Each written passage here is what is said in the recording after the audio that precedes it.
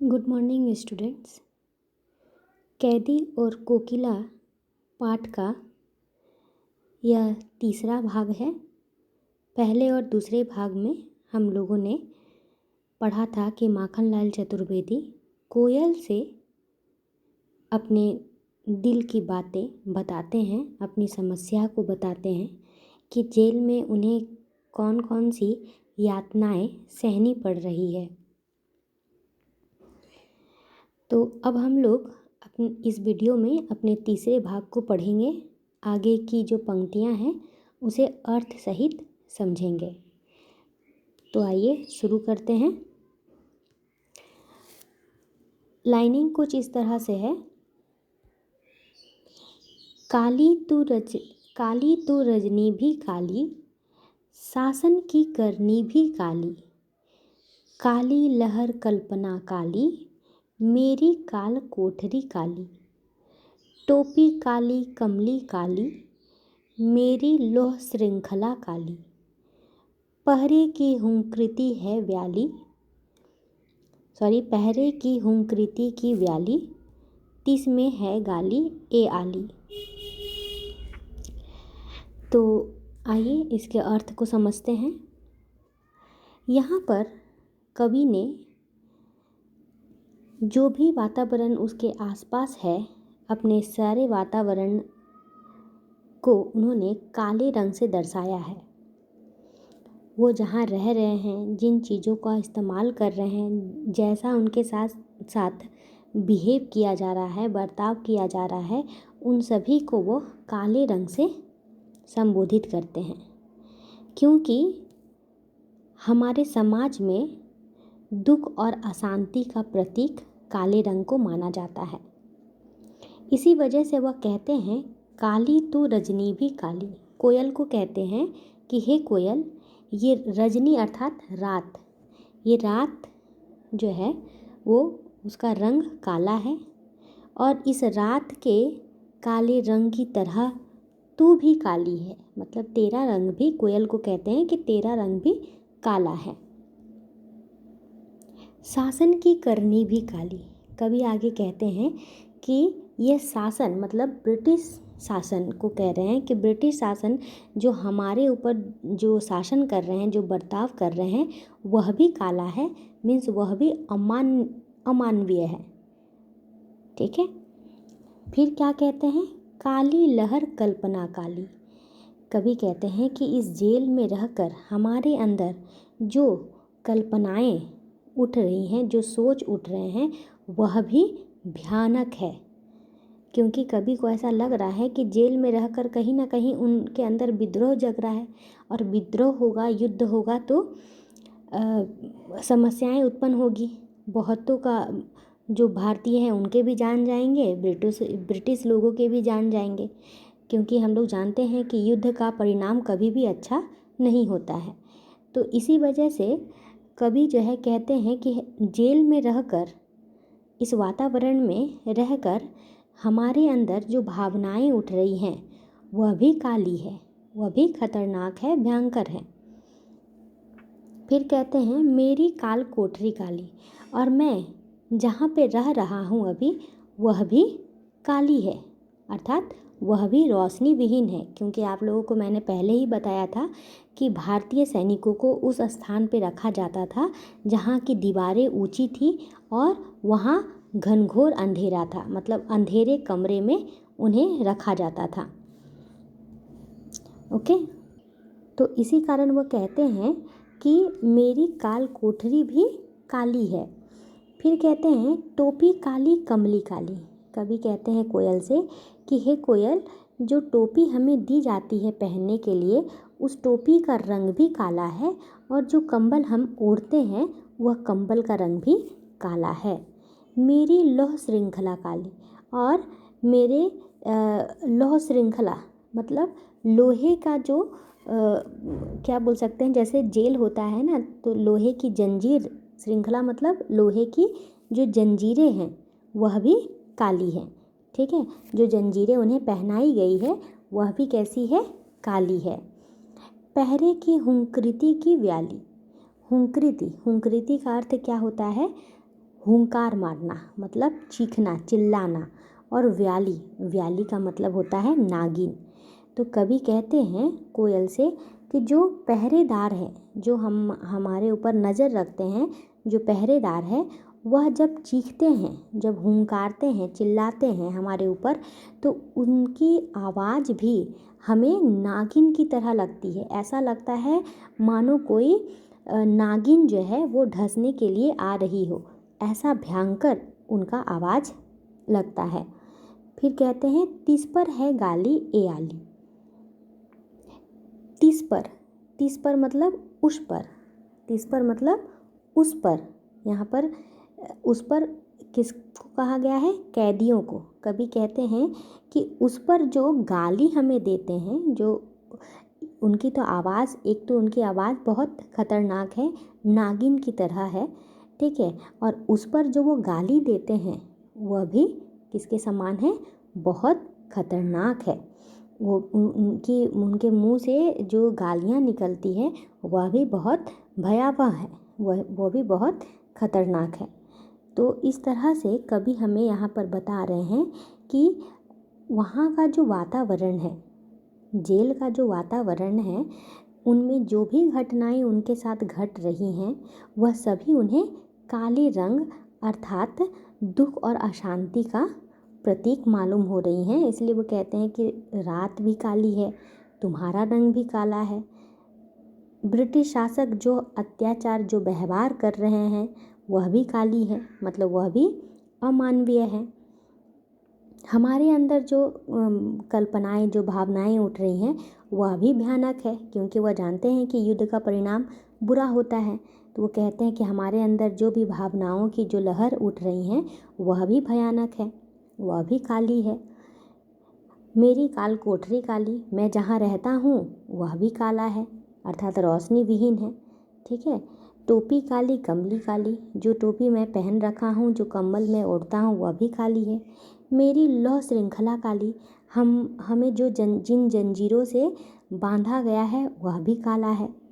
और यहाँ तक कि पहरेदार की जो आवाज़ है वह उन्हें कैसी लगती है? व्याली की तरह, अर्थात नागिन की तरह लगती है।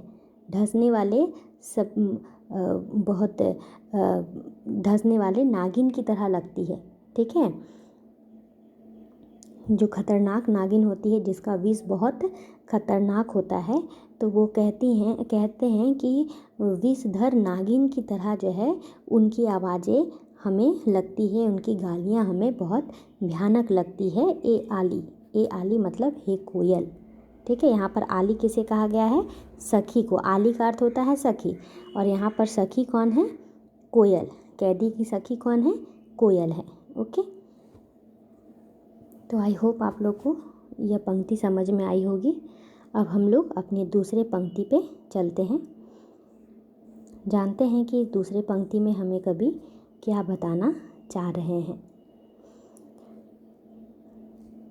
कवि कहते हैं आगे की पंक्ति में, इस काले संकट सागर पर, इस काले संकट सागर पर मरने की मदमाती कोकिल बोलो तो, अपने चमकीले गीतों को क्यों कर हो तैराती, कोकिल बोलो तो। अब जो है कवि कहते हैं कि उनके ऊपर कैसे संकट आए हैं? सागर की तरह संकट आए हैं। कैसे संकट आए हैं? सागर मतलब बहुत गहरा, बहुत बड़ा संकट जो है उनके ऊपर आया है। काले संकट, यहाँ पर काले संकट, तो कैसे संकट? मतलब उन पर जो अत्याचार किया जा रहा है, उनके साथ जो अन्यायपूर्ण व्यवहार किया जा रहा है, वह किसके समान है? कवि बता रहे हैं वह सागर के समान है। मतलब उन पर बहुत अधिक अत्याचार और बहुत अधिक अन्यायपूर्ण व्यवहार उनके साथ किया जा रहा है। तो इस काले संकट सागर पर भी मरने की मदमाती, मरने की मदमाती, मदमाती का मतलब होता है मस्ती। कहते हैं कभी कि ऐसे संकट सागर पर भी हमारे अंदर एक अलग उत्साह है। कैसा उत्साह है? इस संकट रूपी सागर को दूर करने की उत्साह है। कवि कहते हैं कि उन पर उनके साथ जो भी व्यवहार किया जा रहा है वह व्यवहार जो है वो सागर के समान है, वो संकट सागर के समान है। लेकिन इस संकट को दूर करने का उत्साह उनके मन में निरंतर बढ़ता जा रहा है। उस संकट को देखकर वह दूर नहीं हट रहे हैं, बल्कि उस संकट को दूर करने का उसके अंदर जो उत्साह है वह निरंतर बढ़ता जा रहा है। ओके, तो ये दो पंक्ति का अर्थ आप लोग को समझ में आ गया होगा कि इन दो पंक्ति में कवि हमें क्या बताना चाह रहे हैं। कवि हमें यही बताना चाह रहे हैं कि अंग्रेजी शासकों के द्वारा हम पर बहुत अन्यायपूर्ण व्यवहार किया जा रहा है हमारे साथ, ठीक है। और हमारे ऊपर संकटों का सागर टूट पड़ा है, मतलब संकटों का पहाड़ टूट पड़ा है। ऐसे संकट जो सागर के समान है, बहुत बड़े बहुत गहरे हैं। पर इस संकट रूपी सागर में भी हमारे अंदर एक अलग उत्साह है। कैसी उत्साह? उस संकट को दूर करने की उत्साह है। वह उस संकट से डर नहीं रहे, बल्कि वह चाहते हैं कि संकट को वह जल्द से जल्द जो है दूर करे, उसको नष्ट करे। ओके, कोकिल बोलो तो कोयल से पूछते हैं कि हे कोयल, तुम बताओ कि मेरा यह जो विचार है वह कैसा है, मतलब संकट को दूर करने का जो मेरा विचार है वह कैसा है। फिर कहते हैं आगे, अपने चमकीले गीतों को क्यों कर हो तैराती, कोकिल बोलो तो। और कोयल जो है उनकी इसी बात को सुनकर बहुत मधुर स्वर में जो है गीत गाने लगती है। तो कवि कहते हैं कि तुम अपनी इस माधुर्यपूर्ण स्वर लहरी अर्थात गीतों को क्यों लहरा रही हो, अपने इस मधुर मीठे स्वर को क्यों लहरा रही हो, कोकिल बोलो तो। क्या तुम, फिर वो अपना अनुभव कोयल को बताते हैं और कहते हैं, क्या तुम भी अंग्रेजी सरकार से लोहा लेना चाहती हो, मतलब क्या तुम भी चाहती हो कि इस काले संकट सागर को हम पार करें, इनसे लड़ें और इन्हें अंग्रेजी सरकार को दूर भगाए, इस जंजीर को तोड़े। क्या तुम भी चाहती हो यही, इसलिए अपने मधुर स्वर में गा रही हो। मेरे इस डिसीजन को सुनकर, मतलब जब कोयल को बताते हैं कि मेरे मन में एक उत्साह है इस संकट सागर को दूर करने का, इस संकट को दूर करने का, और उसी समय कोयल जो है मीठी आवाज़ में गाने लगती है। तब उनकी मीठी आवाज़ को सुनकर कवि को ऐसा लगता है कि कोयल भी चाहती है कि वह क्या करे, अंग्रेजी सरकार से लड़े और अंग्रेजी हुकूमत से लोहा ले, मतलब उसे दूर करे। ओके, तो फिर कोयल से पूछते हैं कि तुम सच सच बताओ, क्या तुम्हारे अंदर भी यही चल रहा है। ओके, आई होप आप लोग को समझ में आया होगा। अब हम लोग अपने अंतिम पैराग्राफ पे चलेंगे। हमारा अंतिम पैराग्राफ कुछ इस तरह से है,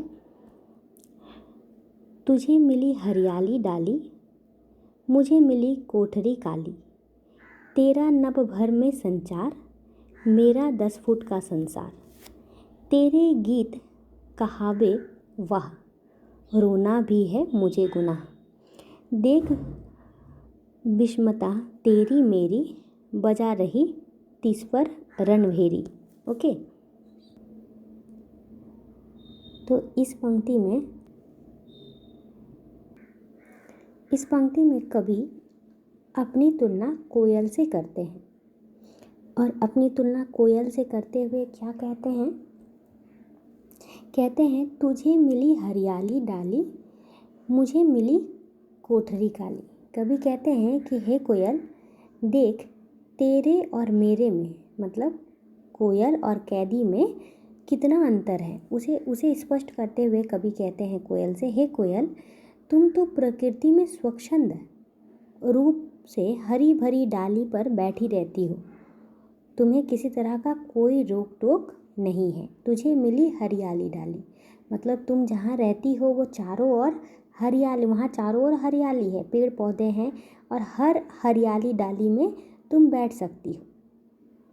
मुझे मिली कोठरी खाली, पर मैं जहाँ रहता हूँ वो क्या है, काल कोठरी है, मतलब वहाँ रोशनी भी बहुत कम पहुँचती है और चारों ओर से वह बंद है। तो सोचो तुम्हारे और मेरे में कितना अंतर है।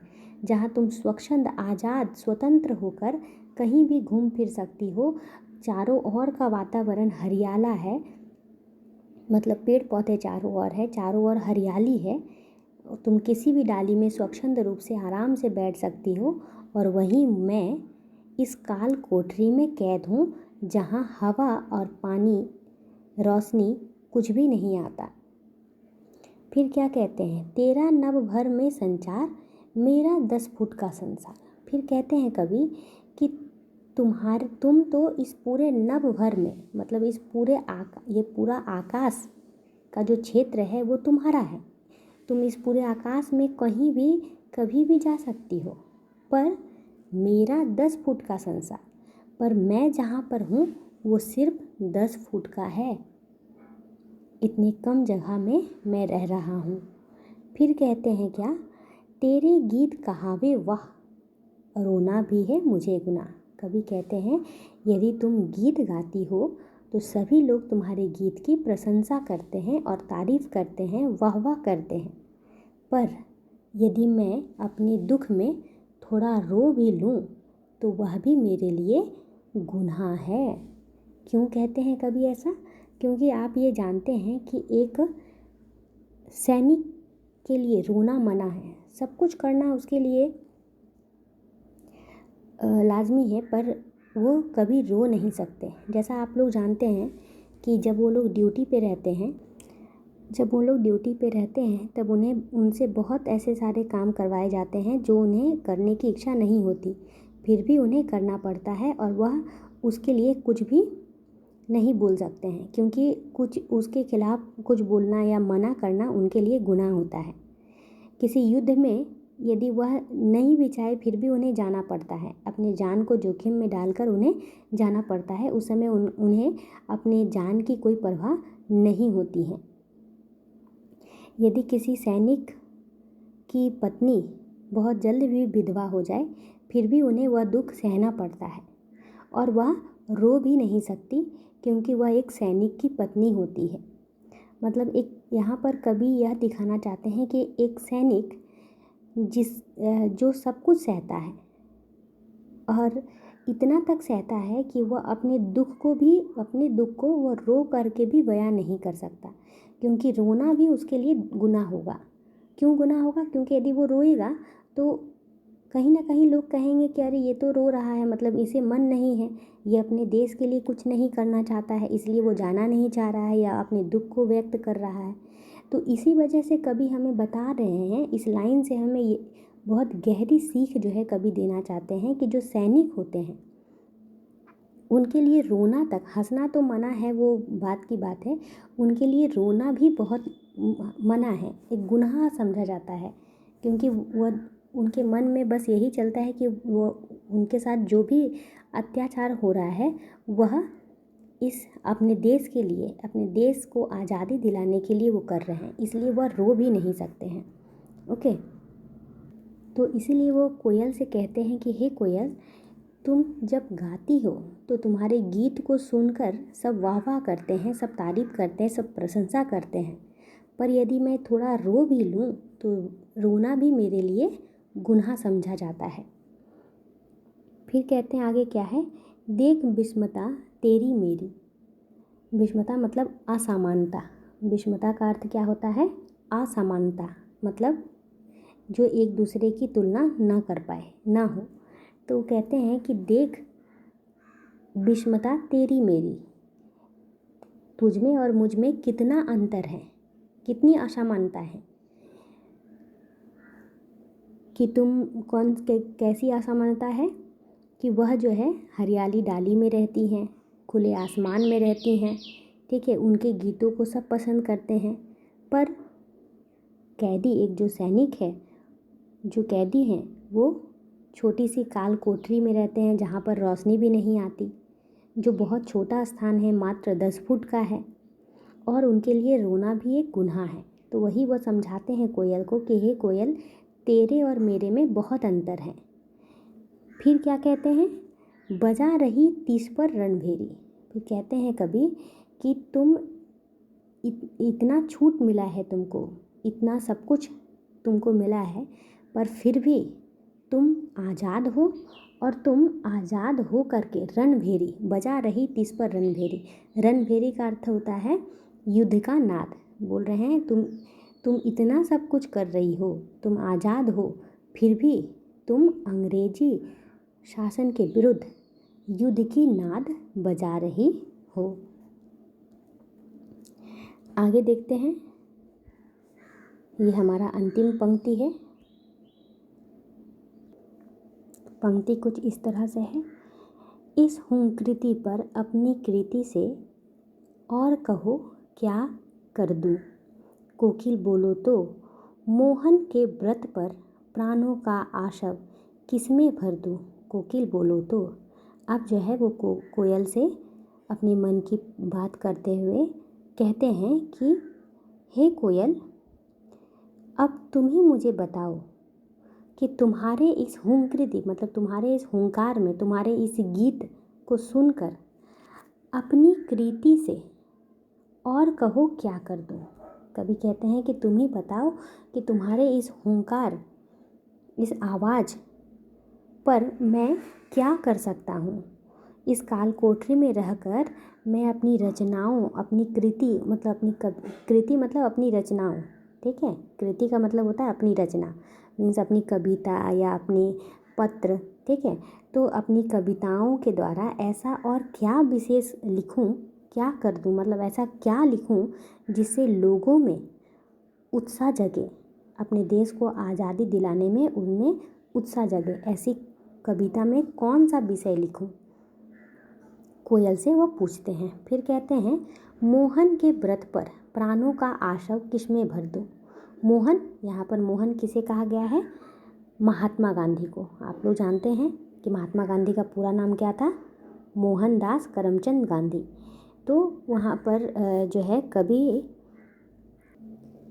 कवि कहते हैं कि कोयल से कि तुम ही बताओ कि महात्मा गांधी के इस स्वतंत्रता आंदोलन के लिए मोहन के व्रत पर, व्रत मतलब कौन सा व्रत, वही असहयोग आंदोलन, जिस आंदोलन के कारण उन्हें जेल जाना पड़ा था। तो कवि कोयल से ही पूछते हैं कि हे कोयल, अब तुम ही बताओ कि महात्मा गांधी के इस स्वतंत्रता आंदोलन के लिए मैं अपने प्राणों का आशव, आशव मतलब रस, ठीक है, रस, तो अपने प्राण रस किस भांति न्यौछावर कर दूं, मैं क्या करूं जिससे यह आंदोलन जो है सफल हो। कोयल से ही पूछते हैं कि हे कोयल, अब तुम ही बताओ कि मैं ऐसा क्या करूं, ऐसी क्या अपनी कविताओं में ऐसा कौन सा विषय लिखूं जिससे लोग और जागृत हो, लोगों में उत्साह जगे अपने देश को आज़ादी दिलाने के लिए, और ऐसी मेरा संघर्ष की दिशा क्या होगी, अब तुम ही बताओ। मैं हर एक आंदोलन, हर एक परीक्षा के लिए मैं तैयार हूँ, हर एक संघर्ष के लिए मैं सहर्ष मतलब खुशी खुशी तैयार हूँ। ओके, आई होप आप लोग को यह पंक्ति समझ में आई होगी।